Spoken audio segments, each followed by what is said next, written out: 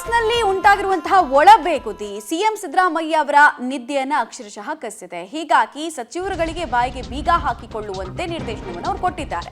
CM ಬದಲಾವಣೆ ಬಗ್ಗೆ ಸಚಿವರ ಹೇಳಿಕೆ ವಿಚಾರಕ್ಕೆ ಸಂಬಂಧಪಟ್ಟಂತೆ ನಿಮ್ಮ ಬಾಯಿಗೆ ನೀವು ಬೀಗ ಹಾಕೊಳ್ಳಿ ಅಂತ 3 ಸಚಿವರಿಗೆ ಕ್ಲಾಸ್ ತೆಗೆದುಕೊಂಡಿದ್ದಾರಂತೆ ಮುಖ್ಯಮಂತ್ರಿಗಳು. ಸಿಎಂ ಕುರ್ಚಿಯ ಚರ್ಚೆ ಶುರುವಾಗಿತ್ತು ನಿಮ್ಮಿಂದ. ನಿಮ್ಮ ಕಾರಣಕ್ಕೆ ಈ ಹಂತಕ್ಕೆ ಹೋಗಿದೆ. ಹೀಗಾಗಿ ನಿಮ್ಮಿಂದಲೇ ಇಂತಹ ಹೇಳಿಕೆಗಳು ಕೊನೆಯಾಗ್ಲಿ.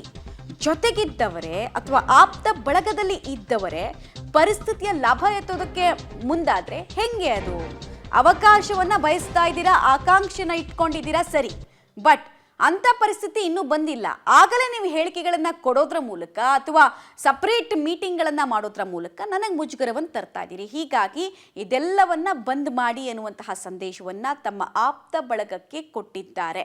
ತಮ್ಮ ಆಪ್ತ ಬಳಗದಲ್ಲಿ ಇಲ್ಲದೆ ನ್ಯೂಟ್ರಲ್ ಆಗಿ ಇಷ್ಟು ದಿನ ವರ್ತಿಸ್ತಾ ಇದ್ರಲ್ಲ, ಅವರಿಗೂ ಕೂಡ ಕ್ಲಾಸ್ ತೆಗೆದುಕೊಂಡಿದ್ದಾರೆ ಮುಖ್ಯಮಂತ್ರಿಗಳು. ಸಿಎಂ ಬದಲಾವಣೆಯ ಚರ್ಚೆಯ ವಿಚಾರ ಅಪ್ರಸ್ತುತ ಅನ್ನೋದನ್ನ ನೀವು ಅರ್ಥ ಮಾಡ್ಕೊಳ್ಳಿ. ನೀವು ಕೋರ್ಟ್ ಹೊಲಿಸ್ಕೊಂಡು ಓಡಾಡ್ತಾ ಇದ್ದೀರಾ, ಸರಿ. ಕರ್ಚೀಫ್ ಇಟ್ಕೊಂಡು ಅವಕಾಶ ಸಿಕ್ಕಾಗ ಹಾಕಬೇಕು ಅಂತ ಇದ್ದೀರಾ, ಸರಿ. ಆದರೆ ಅದಕ್ಕಿನ್ನೂ ಸಮಯ ಇದೆ. ಈಗ ಸಮಯ ಪಕ್ವವಾಗಿಲ್ಲ. ಅದನ್ನು ಅರ್ಥ ಮಾಡಿಕೊಂಡು ಇನ್ನು ಮುಂದೆ ಆದರೂ ಹೇಳಿಕೆಗಳನ್ನು ಕೊಡಬೇಡಿ.